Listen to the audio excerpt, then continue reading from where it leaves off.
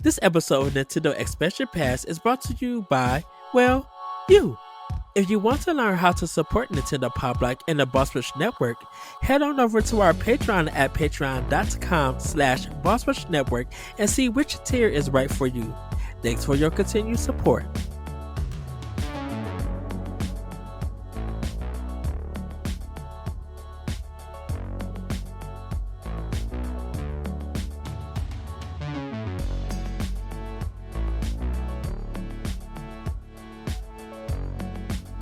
Hello, everybody. Welcome to Nintendo Expansion Pass here on Boss Rush Network. I'm your host. This episode, the one, the only, the enlightened, excited Eddie V. Yes, it is a solo episode. We're going to be trying to do some different things with Expansion Pass. Some episodes are going to be by myself. Other times it's going to be me and Corey, and sometimes it's going to be me and the guest. So we're going to try to mix it up and give you guys something different, hopefully. This episode, though, is going to have two topics, and you probably seen it in the description. But I'm decided to kind of go back before my, I would say, DNA days, my Boss Rush Code NX, just all the stuff that I did with Corey back in the day, and a little bit during my optional opinion time. And people don't know that I used to write blogs and stuff on wonder.com. Ziff Davis, that's where they had EGM and things like that. And then once oneup.com closed, Dan Shu, who was editor in chief, he went and made a site, or he went to a place called GameSpeak, and some of the EGM and One Up crew went over there with them, and you were able to write blogs, and sometimes you would get kind of like one of the 5 blogs of the week, and I got some in there. I don't have all my blogs because Gatsby ended up turning into VentureBeat, and a lot of that stuff got lost for it. But I was able to find one of my stories that I wrote, and now it's not perfect. Definitely, there are some things that could have been written well, and I didn't have an editor at that time like I do here at Boss Rush. And I decided to kind of go back and read it for you guys. This is called A General Connection, and it's talking about how we as gamers connect to games. And I decided to write this one on July 3rd, 2012. It got posted at 4:19 in the afternoon that day. So this one is 12 years old when it's once it hits July. But yeah, that's how long it's been. So this one, like I said, is called A General Connection, and this is some of my old writings. It goes like this. I know a lot of gamers come from various areas around the world, from the younger crowds to the retro gamers back from the arcade days in the 7-Eleven or mall arcade, to the Vita and 3DS players to actual Tiger LCD games. Over all these years, each of us have developed something that gives this hobby, as some might say, more meaning than what others who don't know why we love playing. Basically, it's a connection. We connect to the games we play for many reasons, but it's that connection that gives us that passion and fanboy rage for some of us. That game may have a story that reflects what's going on in your life, or something that the character development reflects you as the player can understand and emotionally feel for. Good or bad, a lot of us can remember the music of a game and begin reminiscing about the times of that game, or playing with a friend and laughing at something goofy the developers put into the game. It may be a hard boss fight, and hearing the music change because you're about to beat it after dying for the 9th time. Nintendo has provided many connecting moments, and Sega and Atari too, with great games from Super Mario Bros. To Super Mario Galaxy and more. They have paved many ways for us gamers.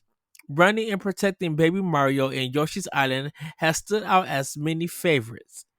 Super Metroid alone was a venture that a lot of gamers connect to with the exploration and level design with exceptional music and the surprising moments in the game. The Legend of Zelda, with some ups and downs, has one of the most recognizable characters, stories, music, art, and fanboy love that you can see everywhere. It's games like these that have us talking about how it inspires us to make a costume, soundtrack, genre style games for download, food, drink names, and other media and work from the connections we make. Okami, Eco, Halo, Portal 2, and other games with modern looks and times have made such an impact that they to our connections um to games even further. I kind of messed that up. Um, each of these games provide the connection with their characters, action, gameplay, moments that has changed us. And knowing that we have been on a ride we cannot wait to get back on. So when you pick a game and not trade it in, see if that game can connect to you.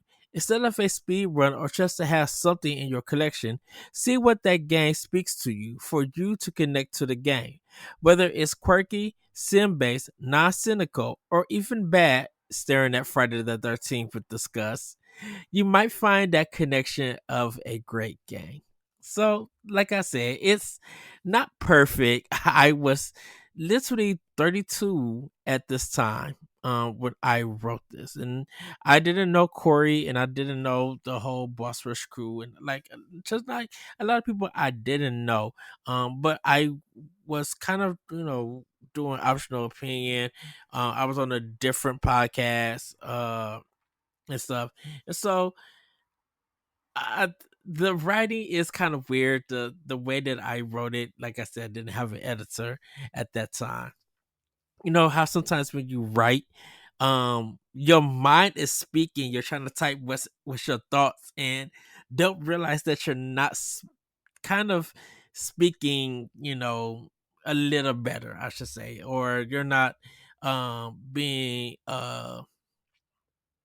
kind of comprehensible with that and everything. So but the general gist of this was that as gamers we should be trying to connect to games. Like, we should be able to find something that is relatable to us, and whether it's the music, whether it's um the gameplay, the level design, the story moments, the emotional beats, and things, there should be something that we connect to. Even when it's fearful, we should have something to connect. And because there's something about, even with fear, like in survival horror games, that we might be scared to go to that door, but I'm like, how many times in real life have we conquered our fears by doing something? And in video games, we tend to have a fearful um aspect, or a fearful moment, that we just gotta be courageous enough to go in and do it. And so when I wrote this, I kind of wrote it in the fact that I did use a lot of Nintendo games, because for me, I connect to a lot of Nintendo games. I said before that as a kid, I didn't really have friends, and I even told this to Corey, that I'm like, I didn't get to have my own friends until like almost 1990, when I moved. And having my best friends is still my best friends to this very day. you know I was so glad to have that love and have that friendship with them, and be able to connect to them. So yeah, we did stuff that's outside, as kids do, but we also were able to connect to video games, going to blockbusters, and playing Zombies Ate My Neighbors and things like that.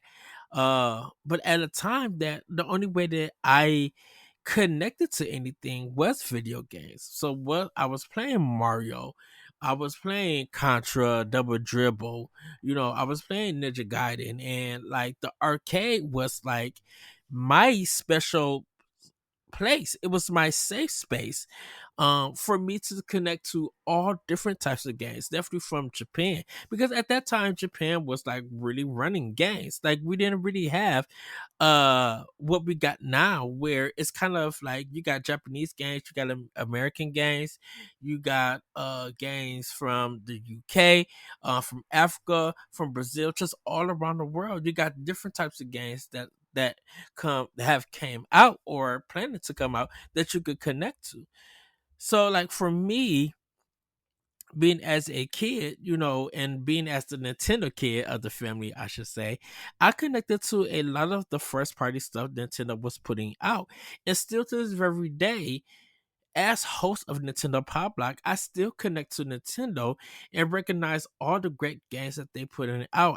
I talk about Xenoblade Chronicles 3 because as that as my as my first kind of Xenoblade Chronicles game that I beat in, it was the emotions, it was the music, it was the love story. Like this thing about we'll fight on until we can't fight no more.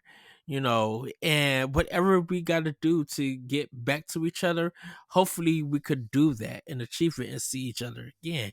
And it was just like, man, the way that I connect to that is that if anything was to ever happen, I hope that I could find my way back to the people that I lost and the people that I miss and stuff. And be able to connect with them again. I always tell Corey that, I'm every time he texts me, every time I get to record with them, or I just, hear something good about it, I get excited and I get happy because I love that, something great is going on. And this is also for every Boss Rush member and community. Just like when great stuff is going on, I get so joyous and everything because I love to connect that way by feeling people's joy and seeing people happy with that. And whether it doesn't matter where you play games at and stuff, like if you can really connect to it, if we um talk the walk, we have episodes where we dive into a lot of the issues and themes. I like the coffee talk, Detroit Become Human, greed. Like greed is such a great discussion, and it was just like the way we was connecting to these games and just being able to talk about them and the themes, and talk about those games. It's just so amazing the way that we connected to, that we was able to describe it. I know I I know connect is being used a lot, but I'm like finding stuff that's relatable, that you can understand, that you resonate with. It really is something that I think in a lot of today's um no social media with gaming is kind of missing. A lot of people who try to bring out a lot of negativity so they could get clicks and they could get money for those clicks and stuff.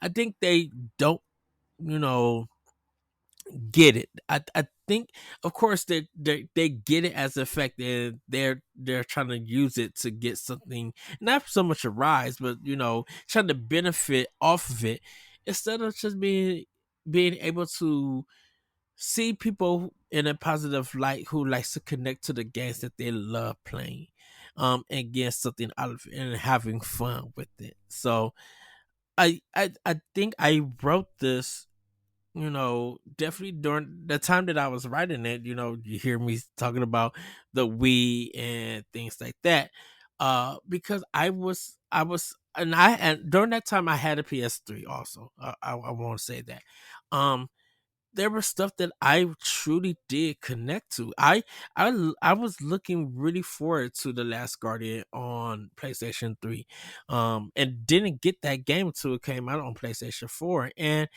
it was that relationship that I was able to connect with.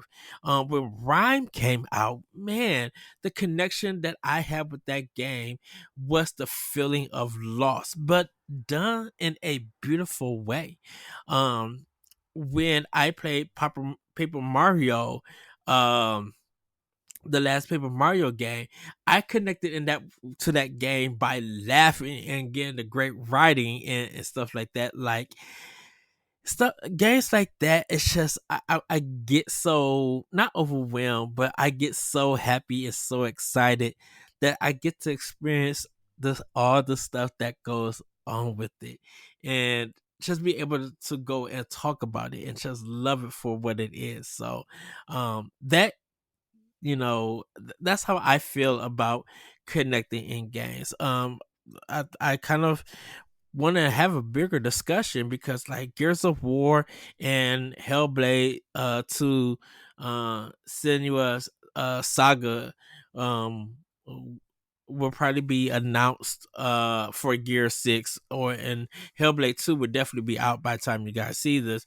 And I kind of want to see what people are thinking, what people are feeling. Can they connect to this game? Like I'm really am excited. So that was the first topic. So I'm gonna jump into the second topic. Now everybody know Square Enix is one of Nintendo's best supporters now, in a sense. So it seems that Square Enix is changing up their business plan. They're aggressively going to pursue multi-platform strategy, and this includes Nintendo platforms. This story I found on Nintendo Life, and it goes like this. Square Enix has released a 3-year medium-term business plan in its financial report for fiscal year 2024. And while it's mixed results for the developer, it has addressed how it's going to try and improve things. Most notably, the company has revealed a brand new 4-pillar plan, and under one of these pillars, it will aggressively pursue a multi-platform strategy that includes Nintendo platforms, PlayStation, Xbox, and PC, not just Switch, but Nintendo platforms, which is an obvious statement to make, of course, given that we are slowly approaching the Switch successor official announcement. Square wants to build an environment where more customers can enjoy our titles, and that includes AAA games and major franchises. While Square Enix does release mini games on multiple systems, for example, we've seen the Final Fantasy Pixel Remaster series, Octopath Traveler 2, and Star Ocean: The Second Story R all come to Switch alongside PlayStation and PC releases, though the former came out on PC first, and that is the Final Fantasy Pixel Remasters. Other times, games are locked to a single platform. Dragon Quest Monsters: The Dark Prince, for example, is a Switch exclusive, and on PlayStation, Final Fantasy 16 and Final Fantasy 7 Rebirth are both time console exclusives, which has been the subject of a lot of discussion from fans, given that both titles, particularly Rebirth, seem to have underperformed. Multi-platform plans are just part of the picture, of course. Square also plans to shift from quantity to quality, build an optimal portfolio, increase and step up with digital sales, rebuild its overseas business divisions, and revamp its policies for human resource allocations and investment. While digital entertainment sales and net sales are very slightly up on 2023's figures, profits attributable to owners of the parent are down 69.7% compared to the last fiscal year. The report acknowledged this is particularly due to the disposal of content the company had previously alluded to, and here it spells things out much more plainly. Those losses stem from the termination of development efforts for some key pieces of content in the digital entertainment system segment. Pretty much their 2D HD stuff that they got rid of for that. So this caused a big stir. Definitely not for the Nintendo fans nor for the Xbox fans, but mostly for the PlayStation community. And they kind of felt like this was a betrayal, and it's not. They're just opening their games up to more platforms instead of it being single. So, Visions of Mana is going to be on Xbox and PlayStation, and maybe they put it on Switch successor and later on. Octopath Traveler 2, when that came out, it only went to PlayStation and Switch.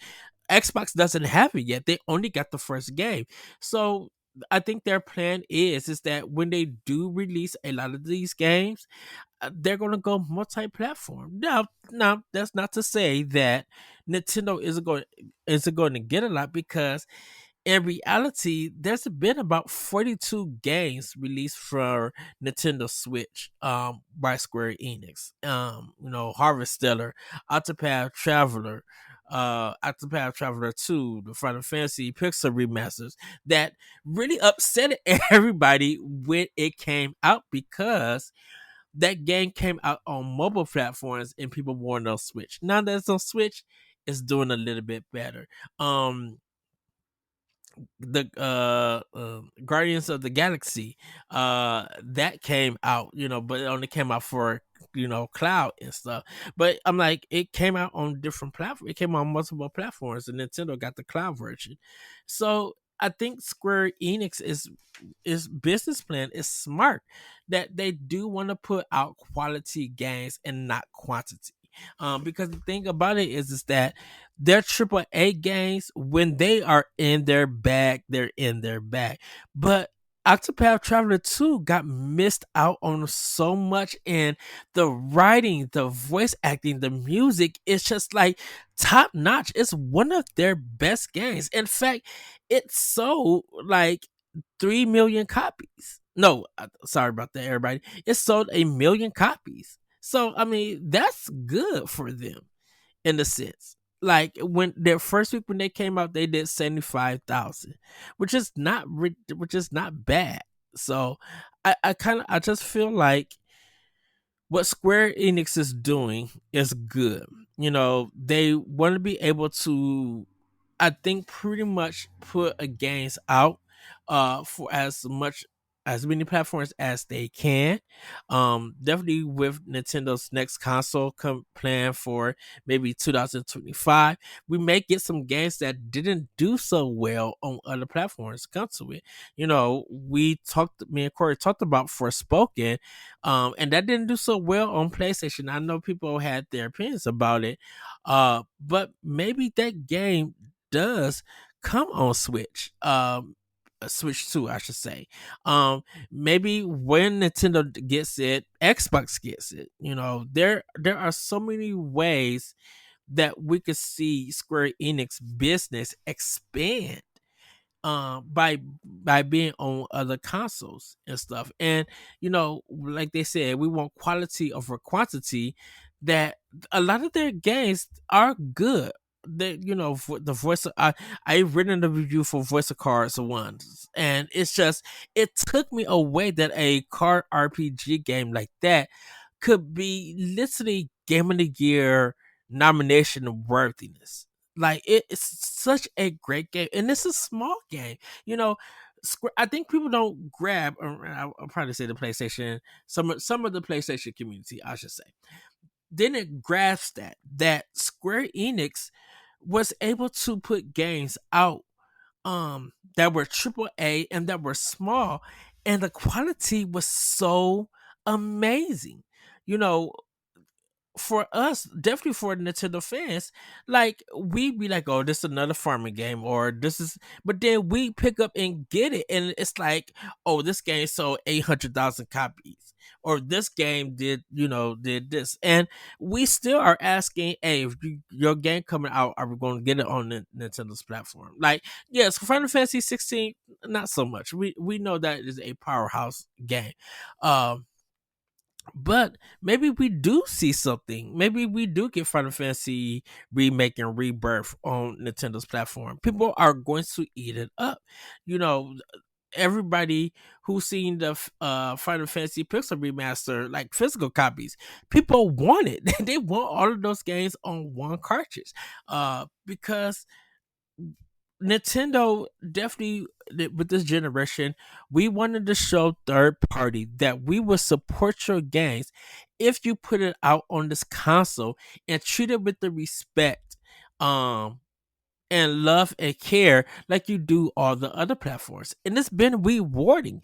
You know, don't forget Square Enix and Nintendo. Well, I should say Squaresoft. Squaresoft and Nintendo had a falling out with the N64. we didn't get a lot of games literally until almost the GameCube came out. And once the GameCube came out, it was kind of still small with it, but like we started Square Enix started seeing success on DS and 3DS and stuff like that with Dragon Quest 8 and then Bravely Default. Like they started seeing some success on Nintendo platforms, even though we were getting the small ones. Like half of the Kingdom Hearts trilogy, not trilogy, I should say, half of the Kingdom Hearts series is literally on DS and 3DS. Like it's on handhelds and I think in Game Boy Advance. You know, so it's kind of Square Enix knows that they can make a lot if they just put it on multiple platforms. At a time, don't forget, at a time when Dragon Quest was coming out and Nintendo was publishing it, you know, Dragon Quest on 3DS was coming out on Sundays. Nintendo was putting games out on Sundays, and they were really making a lot of money off of that because there were smaller games that were like $40, and people knew that if you did not get this game, you may not get it at all physically. I should say that. Now we're in the age where, you know, physical and digital sales do matter to a lot of studios, to a lot of companies and stuff. So Square Enix knows that if we're going to be able to stay in the game, definitely as a Japanese company, we got to not just restructure, but we got to be smart about how we are going to deliver our games to to the west, to the still to the east, and just like worldwide. And this is to me personally, I don't think Square Enix has abandoned PlayStation or anything. I think they just want to work with more companies by getting more games out. You know, Dragon Quest 12 is coming out for a lot of platforms. Vision of Mana is coming out for Xbox in June and other platforms. Like, we know that Square Enix and Nintendo have a great relationship. Or they got back to having a great relationship. You know, Xbox has been trying to get uh more Japanese games to their console, and which I congratulate Microsoft on that. Uh I'm just happy that Square Enix is just being more fair to be like, yeah, we want to get all of our games out, and you know, whether it be 2 or 3 games per year and stuff, we hope that these games come out on these platforms and they sell. And so I don't feel like they abandoned uh PlayStation. I just think that for Square Enix, that they did their business plan is smart, because we want to hit everything, definitely with PC being, you know, being consistent and growing, definitely with the Steam Deck, the ROG Ally, and all of that stuff. You know, even with Microsoft with Game Pass, so they could get stuff from there. You know, like I mentioned earlier with Nintendo, they're going to get that physical because people know that's going to be worth something if they could get that physical. With PlayStation, they may be getting a physical, but they also getting a lot of digital sales too. So all of that accumulates to something very good for Square Enix. So PlayStation fans, if you are listening to this, PlayStation communities, I should say, if you are listening to this and you got upset about it, and or I should say you seem upset about this, just know that you're still going to get games. And that, you know, you're going to get the greatest and the best. Nintendo's going to get the greatest, Microsoft is going to get the greatest, PC is going to get the greatest. And you know, trust me, Square Enix is doing everything they can to stay as the top dog for RPGs, and this is giving them a run for their money. You know, I will not doubt that at all, because you know, Atlas with Persona and, you know, a little bit of the Shin Megami Tensei 5 Vengeance coming out soon, stuff like that. Like Atlas is making a comeback. They making their name be recognized. So with that, everybody, that's going to be it for this show. Hopefully you guys enjoyed this. Please let us know if you like more like things like this.